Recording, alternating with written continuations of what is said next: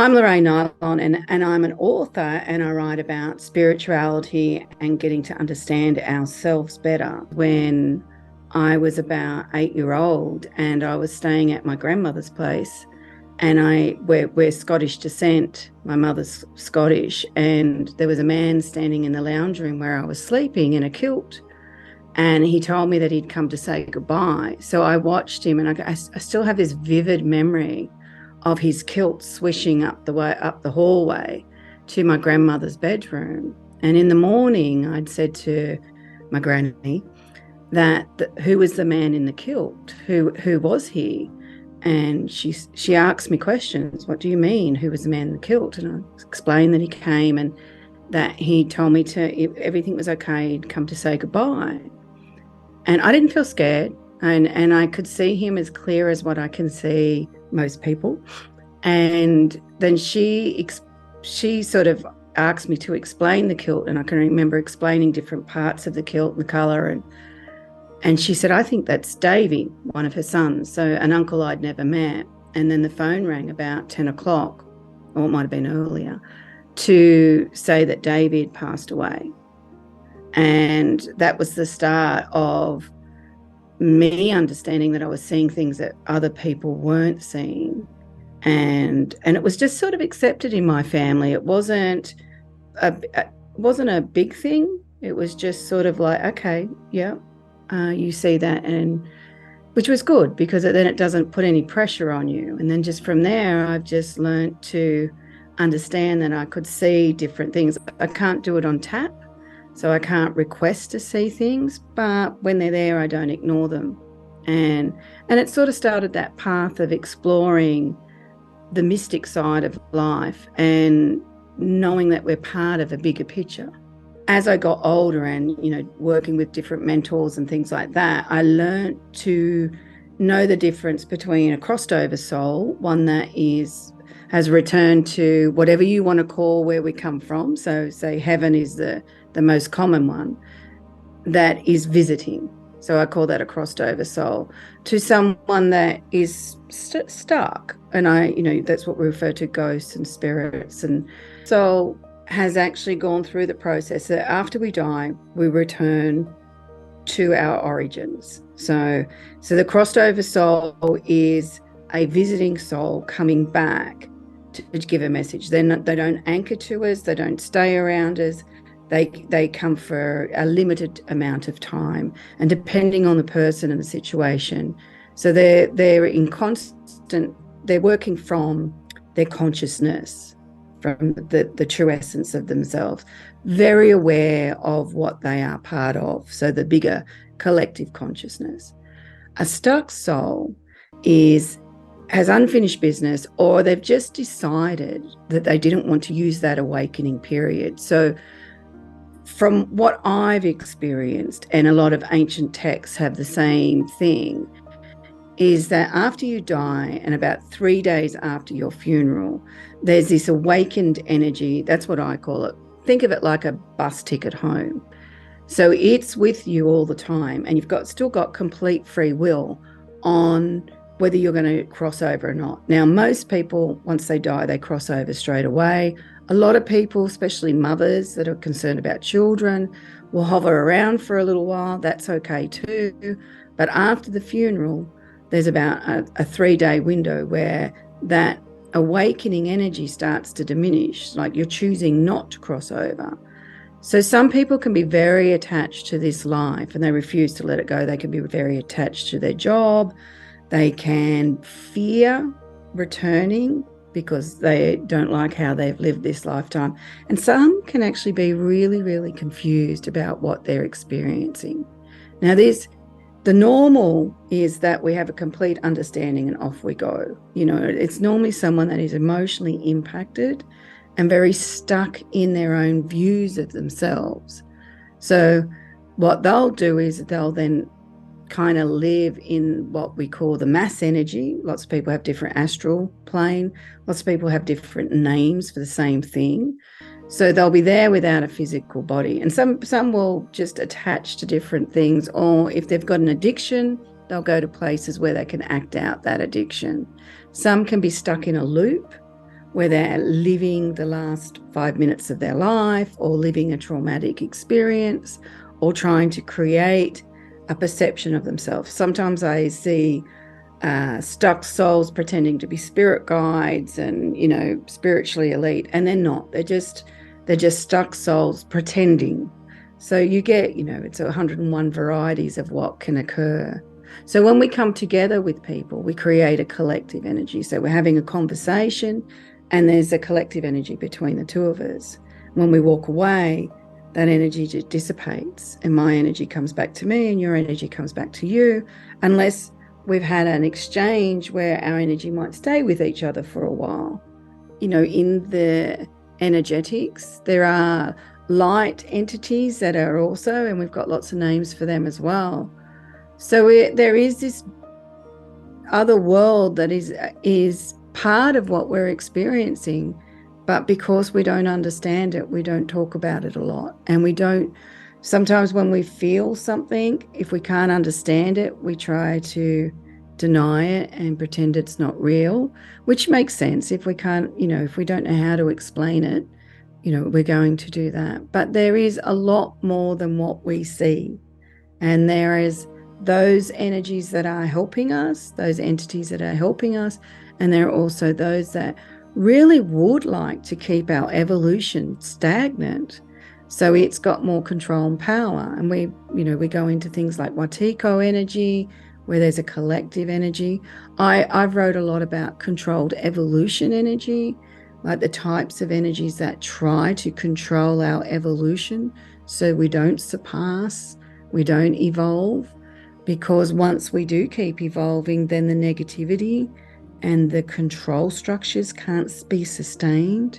We have people like narcissist people and abusers, and they work very much with the negative, really low vibrational energy. It's all about selfishness, greed, control, all those things. And, you know, a lot of them can be in power and can control a lot of our existence as well. So there's lots of different energies that are working either for us or against us. And that's where it's important for us to know ourselves and to really understand what we resonate with, because when we align with the negative energy, like if we align with judgment and jealousy and the willingness to be condescending and nasty to other people, we're becoming part of that collective energy.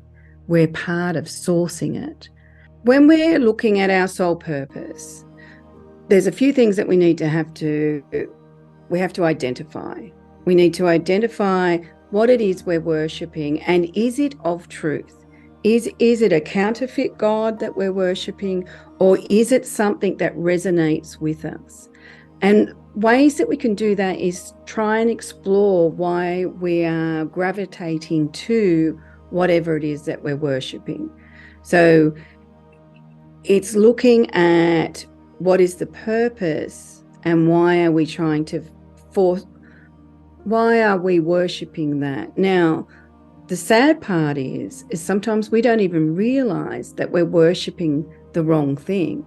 And we don't even realize that sometimes it can be like things like victimhood and resentment and all these really negative emotions, and we're protecting them. And because we are protecting them, we're not actually evolving from them. And so what we'll look for is something to justify and defend protecting these emotions that we don't allow ourselves to deal with. So if we've got resentment and we've got jealousy and all the rest of it, we might then worship having more material possessions and being better than somebody else and having more power, and all those kind of things become what are attracting to us, and that we can class them as counterfeiting gods, because they're what we're going to hand ourselves over to and what we're going to really invest in. But the trouble is, if we come back and we deal with, say, the resentment and the jealousy, we're going to create freedom for our souls. We're going to give ourselves permission to be an expression of ourselves. And we may journey forward and we may still get the bigger house and the money and the things that, but it won't be because that's the focus. It will be because it's attracting to you. And a lot of the time what you see now is people are dealing with manifestation, and they're talking about it all the time, and that can actually become a counterfeiting God scenario as well, because it becomes about wanting. I want this, I want this, I want this. And the wanting becomes what we're worshipping, instead of being part of the true experience that we're having, and using that as experience to learn more about ourselves and start evolving some of the things that we've carried from previous lives where we got a little bit lost, so that we can actually evolve our soul. So the purpose is evolution, but to evolve, we need to understand what is out of kilter and a barrier to the truth of our soul. And when we're falsely worshipping the wrong things, image, materialism, all those things, it makes it harder for us to find. But on the flip side, that actually might be the path that you need to walk, so you can understand it's not what you want. So that goes into the uniqueness of everyone's journey.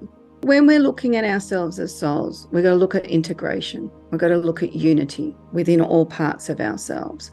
So if we have belief systems, and they could be negative belief systems about ourselves, if we have these carried unresolved emotions and we keep carrying them around, we can strive to be more spiritual, but unless we deal with that stuff, there'll be energy that's out of kilter with our natural selves. So part of the evolutionary process is recovering and resolving what is out of kilter with the truth of ourselves. So it's of a different vibration. It's what we class as negativity. And then taking the lessons from that and working out how to be a true expression of ourselves. The secret, when people ask me about rich people and what is their secret, I think what we really need to do is define what we class as rich and what we class as successful. Because when we do cross over, when it's our turn, because, we're all getting one, no one's getting off the planet alive, it's not going to be about how much money you have in the bank. It's not going to be about the yacht that you have. It's going to be about your experiences and how did you turn up in those experiences? Did you turn up caring and loving? Did you turn up with compassion? Or did you turn up, pushing people down and scaling people? Because there's one thing for all of us. There's an equality in each of our souls. The difference is we're all having different experiences. But your soul, my soul, everybody else's soul is the same equality, regardless of what we're experiencing this lifetime or how much power we have this lifetime. There's an equality of all souls. So defining what we class as a successful life for ourselves gives us the freedom to live how we want. But if we only scale riches with money and possessions, most of the time we're lost. So each of us have our own unique connection to our source, and whatever label you want to put it is just part of the experience that you're having. And we're all meant to have different experiences, and we've all, through the humanity's evolution, we've created lots of different ways to try and explain it to ourselves. So each of us have our own connection to divinity, and our job is to find our path back to recognizing and operating from our own divinity. Now, when we're looking at healing trauma and things like that, the first thing we need to do is to acknowledge the truth of what we've experienced. And a lot of the time, trauma comes with a lot of self-deception, where we blame ourselves, we judge ourselves, and all the rest of it. So part of the healing process is to really understand what we've experienced, how it's made us feel, and then to remind ourselves that within us is divinity, and that this is just an experience that we've had or having if we're still in it, and that we deserve to be able to heal and to progress and evolve. Now, if it's a physical thing in our body, we can pray and we can meditate and we can nurture ourselves back to health. But if it's in our blueprint that we are not going to survive, it's not because that person hasn't had enough faith or hasn't done it the right way. It's because that's the uniqueness of their path. And this earth is where we're visiting. Consciousness is where we actually come from. So we worry a lot about our experience on earth, and we should. Our life is important and we are all significant, and we want to have the best life that we can. We want to strive to be the fullness of our own potential.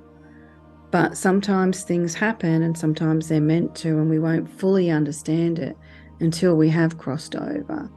And we should be careful in what we judge on each other because of that. But yeah, I really feel that people have their own unique paths and that they'll find what works for them. The catch is making sure it's something that's resonant with truth and not something that is a pretense, because it's easy to be fooled. And we've all had a turn of fooling ourselves. So, sometimes we enjoy hearing what we want to hear because we're trying to avoid what we need to confront. And we should really let ourselves confront the truth of what's internal, because everything is resolvable. And it just requires us to be truthful with ourselves.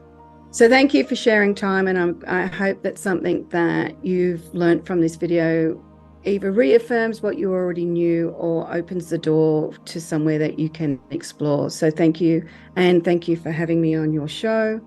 And if you would like more information, you can always go to lorrainenilon.com.au website